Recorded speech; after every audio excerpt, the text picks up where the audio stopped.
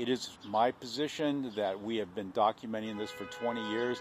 They do really good press, and they roll out these fake programs that sound good on paper, the Cocoa Action Plan, the Nestle Cocoa Plan, and it's all just a lie. What they're actually doing is continuing to change nothing, except they create a small model program that monitors a tiny fraction of their supply chain so they can convince some consumers at least that they're making progress.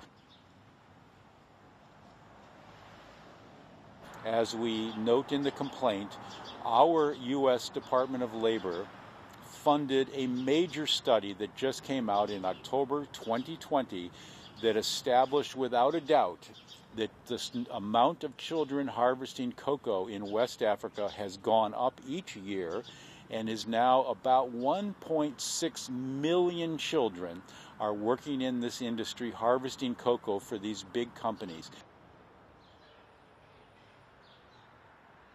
8 plaintiffs who are taking the lead in this case, and it's a class action. They are representing all other children that are similarly situated, meaning children who were kidnapped from Mali and brought to Cote d'Ivoire and forced to work. They came to Cote d'Ivoire between the ages of 11 and 14, and each of them ended up working for several years before they managed to escape.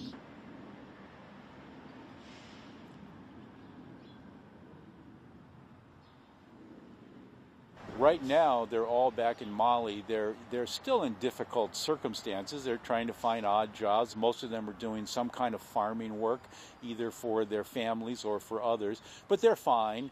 And interestingly, they decided they wanted to use their real names, that even though there's a risk that someone may approach them and ask them if they're responsible for this, but they said, no, we want to be spokespeople for this. We don't want this to happen to any more people. We want to do what we can to help. They're really brave. I'm very proud of them.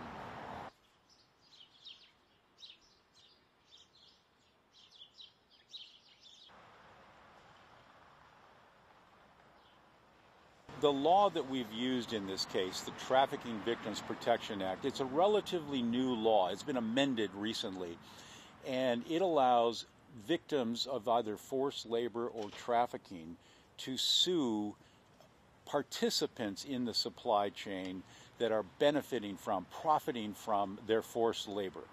We meet all of those elements in this case. These companies are working together through the World Cocoa Federation. These companies are profiting handsomely from the very cheap cocoa that they get from using child slaves. So we ought to win this. Sure, we want some compensation for the kids who were kidnapped and made slaves for a period of years. But what they want and what we want at the International Rights Advocates is for these companies to stop spending money on promoting lies and start focusing their energy and their resources on working with us to stop child slavery in the cocoa industry.